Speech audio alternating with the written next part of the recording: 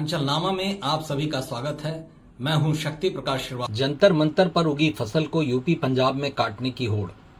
जिन लोगों का ये मानना था कि नेपाल जैसा सत्ता विरोधी आंदोलन भारत में फिलहाल संभव नहीं है, उन्हें जंतर मंतर पर लगभग 36 दिनों तक चले सीजेपी आंदोलन से इतना तो लग ही गया होगा कि उनका सोचना या मानना गलत है। हर आंदोलन की शाखाएं घूम फिर कर सियासी टहनियों को सहारे के लिए ढूंढे, यह धारणा भी फिलहाल गलत साबित हुई।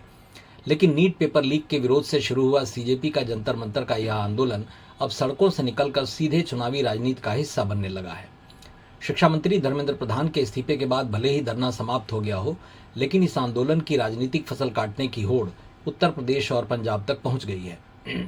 कांग्रेस, समाजवादी पार्टी और आम आदमी पार्टी अपने अपने राज्यों की चुनावी जरूरतों के हिसाब से इस पूरे आंदोलन का श्रेय लेने में जुटी दिखाई दे रही है।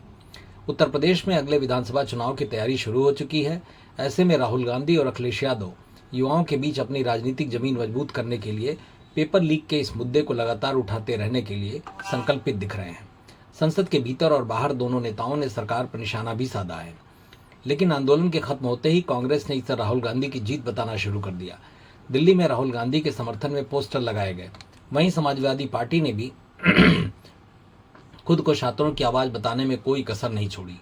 इससे साफ संकेत मिला कि विपक्ष के भीतर भी इस आंदोलन का राजनीतिक श्रेय लेने की प्रतिस्पर्धा चल निकली है। राहुल गांधी ने संसद में परीक्षा प्रणाली और पेपर लीक का मुद्दा उठाया, जबकि प्रियंका गांधी प्रधानमंत्री आवास तक विरोध मार्च लेकर पहुंची। दूसरी ओर अखिलेश यादव ने संसद में बोलने का पर्याप्त अवसर न मिलने पर नाराजगी भी जताई। राजनीतिक संदेश साफ था, छात्रों के मुद्दे पर विपक्ष एकजुट दिखना चाहता है, लेकिन नेतृत्व और राजनीतिक लाभ को देकर अंदर खाने प्रतिस्पर्धा भी जारी है। उत्तर प्रदेश में बड़ी संख्या में युवा मतदाता चुनावी परिणामों को प्रभावित करने की क्षमता रखते हैं। यही वजह है कि पेपर लीक का मुद्दा अब केवल शिक्षा सुधार तक सीमित नहीं रहा, बल्कि चुनावी रणनीति का अहम हिस्सा बन गया है। कांग्रेस और समाजवादी पार्टी दोनों युवाओं के बीच अपनी स्वीकार्यता बढ़ाने की कोशिश कर रही है। इसी बीच AIMIM की सक्रियता ने विपक्षी समीकरणों को और जटिल बना दिया। इससे भाजपा को विपक्ष पर हमला करने का अवसर मिल गया। प्रधानमंत्री नरेंद्र मोदी ने भी इस मुद्दे पर सरकार का पक्ष रखते हुए परीक्षा प्रणाली में व्यापक सुधार का भरोसा दिया। उन्होंने पेपर लीक रोकने के लिए कठोर कानून, फास्ट ट्रैक न्यायिक प्रक्रिया और तकनीकी सुधारों के लिए नंदन नीलेकणी की अध्यक्षता में हाई पावर टास्क फोर्स बनाने की घोषणा की। सरकार का संदेश साफ था कि केवल राजनीतिक बयानबाजी नहीं, बल्कि संस्थागत सुधारों पर भी काम हो रहा है। उधर पंजाब में भी यही मुद्दा चुनावी रंग लेने लगा है। अगले वर्ष होने वाले विधानसभा चुनाव को देखते हुए आम आदमी पार्टी और अरविंद केजरीवाल इस मुद्दे के जरिए युवाओं के बीच अपनी पकड़ बनाए रखना चाहते हैं।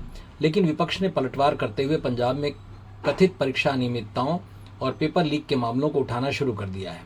शिरोमणि अकाली दल ने शिक्षा मंत्री और स्वास्थ्य मंत्री के इस्तीफे की मांग करते हुए आम आदमी पार्टी पर दोहरे मापदंड अपनाने का आरोप लगाया, जबकि भाजपा ने भी भगवंत मान सरकार को कटघरे में खड़ा किया है। मुख्यमंत्री भगवंत मान ने विपक्ष के आरोपों को पूरी तरह खारिज करते हुए दावा किया है कि उनके कार्यकाल में कोई पेपर लीक नहीं हुआ और जहां भी गड़बड़ी की कोशिश हुई, दोषियों को गिरफ्तार कर उन्हें जेल भेजा गया। इसके बावजूद विपक्ष इस मुद्दे को पंजाब चुनाव तक जीवित रखने की रणनीति पर काम करते दिखाई दे रहा है। कुल मिलाकर जंतर मंतर पर शुरू हुआ छात्र आंदोलन अब केवल शिक्षा व्यवस्था का सवाल नहीं रह गया। उत्तर प्रदेश में राहुल गांधी और अखिलेश यादव इसे युवा वोट बैंक तक पहुंचने का माध्यम मान रहे हैं, जबकि पंजाब में अरविंद केजरीवाल इसे अपनी राजनीतिक साख बचाने का अवसर मानते हैं। ऐसे में सबसे बड़ा सवाल यही है कि क्या छात्रों के भविष्य का यह मुद्दा वास्तव में शिक्षा सुधार तक पहुंचेगा या फिर चुनावी राजनीति की फसल बनकर यूपी और पंजाब के चुनावी मैदानों में ही कटता रहेगा। मतलब की बात में आज बस इतना ही। कल फिर मुलाकात होगी इसी समय, इसी चैनल पर। तब तक के लिए नमस्कार।